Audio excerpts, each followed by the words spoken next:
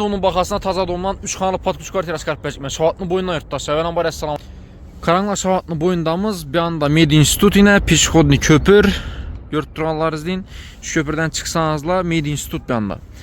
Şöyle atımızda 3 xanalı kvartiramız. Kirpiçli domda patkuç taza dom 73 kvadrat metr bağlı yurttaşlar. Marşrutda muamma yok. İcərəçi qoymanda sezlərəm zor variant.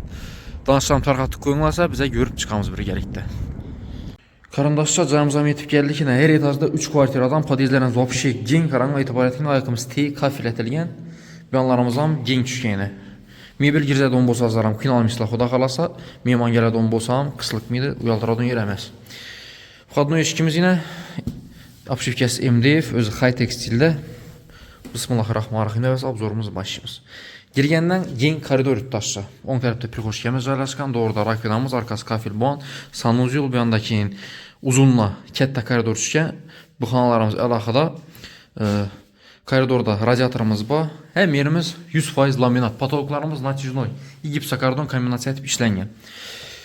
Bir an çetdən görsətib baraverəmiz isə sanuzyolumuz krugoy kafil boğan, ayaqımız tematoy kafil, devalarımız glansiyoy kafil, dizi motor LG kir maşini 6 kiloluk kaladı bula. Vannamız kət daxili, smisiyyətlərimiz əmmərсəmiz var. Su süet qazdan muamma yox belə yurttaşça. Mütazlarımızdan yine yaxşı firmaniki, rakinlarımızdan var, akoşkələrimizdən var yurttaşça. Çoklu pollaram var əkin qaranla. Nasıl olsam var əkin yine. Bundan bir göz ətib verəli, stopu əmmərsəni düşünüb görsəriz üçün. Bir anda kuxnyamız. Kuxnyamıza qaranla opşət bir göstərib verəmiz yine. Kafillə urulğan fartuk etib, mebellərimiz var. Üstü T komplekt, xalacinliklə, duh kamerni, artel, no frost. Gaz plitələrimiz, vıçişkələrimiz, Vitech firmaniki i duh konturni kaçul, stabilizatorların baş ötçüklər, mərsəsi bayırdaşlar qaranla. Ayətində radiatorımız var. Bu aynamız donmayan başına qaran, jalüzlərimizdən var. Patolog gipsakardon. Dərşi getəmiz. Bu kişkinə xanamız. C2 spalnəmiz. Yine bir spalnəmiz var. Bundan kətdə birimizin razmeri kompaktni. 2 kravat sığadı. Bemalal məsələn mebellərim sığadı belə. Patolog. Yanımız gipsakardon, ortamız natijnoy kombinasiya etib işlənген. Bir anda zal, aslanlı xanamız yurttaşça. Zalımız vapşe gen. Myaxki mebellər var, starişinç zala. Qalımız zıç qala döşəlgən. Həm mərsə qalada gördüranlarız. Televizor var, Samsung firmanınki yine. Çisti, originalı, malaziyski ekan bu. Şu vaxt alınğandı. Tak, patologlarımız natijnoy gipsakardon kombinasiya, lüstralarımız var. 2 aynamız domu 50 tərəfinə qaran, podest tərəfə qaran radiatorlar var.